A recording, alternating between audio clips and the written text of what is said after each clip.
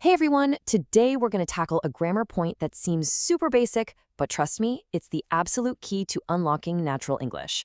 We're talking about the simple present, and we're going to see how it's not just about rules, it's about how you describe your actual life. Let's dive right in.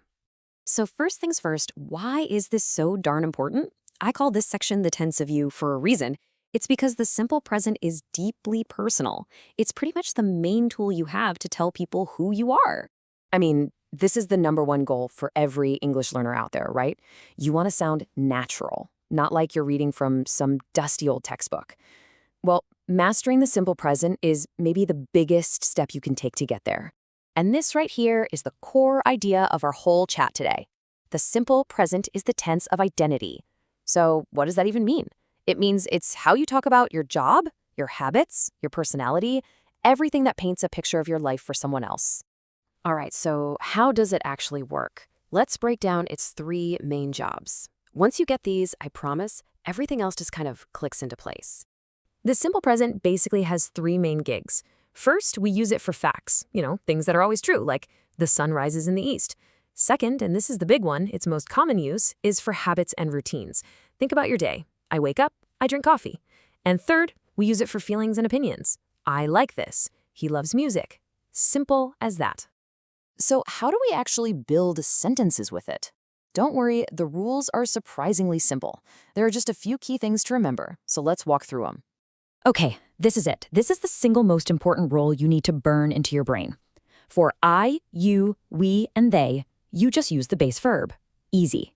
But for he, she, or it, you always add an S. So I work, but he works. They play, but she plays.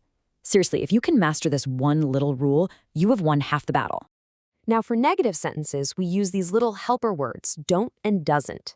The pattern couldn't be simpler. You use don't for I, you, we, and they. And you use doesn't for our special group, he, she, and it. I don't, he doesn't. Now hang on, because this is one of the most common mistakes learners make. After you use doesn't, the verb goes back to its original base form. The S disappears because doesn't is already doing that job for you. So it's he doesn't work, not he doesn't works. Get that one right, and you'll sound so much better. Making questions is just as easy. You just pop do or does at the very beginning. You guessed it, do for I, you, we, they, and does for he, she, it. Do you work?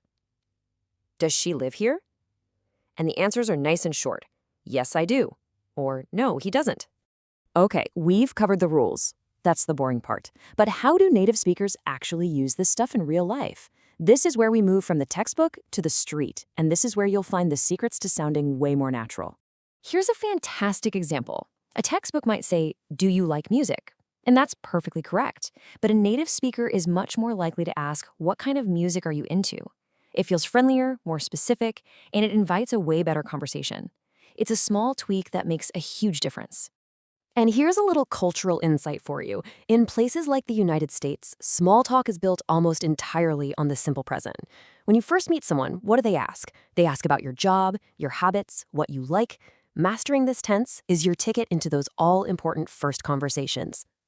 Speaking of which, this is probably one of the most important questions you need to understand. When someone asks, what do you do, they are not asking what you are doing in this exact moment. This is a fixed phrase that always means, what is your job? Answering this one correctly is a key part of any introduction. All right, let's get practical. I want to give you a toolkit of phrases you can just memorize and start using immediately to talk about your life. These are the absolute core expressions for your daily routine. I wake up, I have breakfast, I go to work.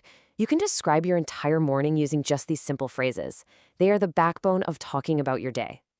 And for social situations, these are absolutely essential for expressing your opinions and needs. I like this, I don't understand. Oh, and a quick tip, in American English, I love it is used all the time. For everything from food to a new song, it's a great positive phrase to have in your pocket. And if you want to add more detail and precision, start using these frequency expressions. Words like always, usually, and sometimes. For example, saying, I usually drink coffee sounds so much more natural than just, I drink coffee.